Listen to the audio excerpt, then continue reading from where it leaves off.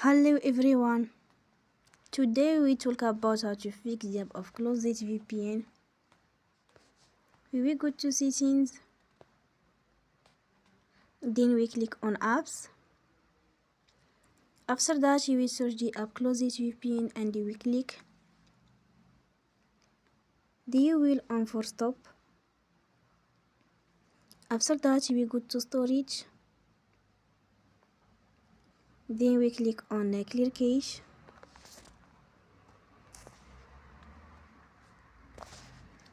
In the end, you will turn off your Wi-Fi and you will turn again. Don't forget to support us by like and subscribe. See you next time and thank you for watching.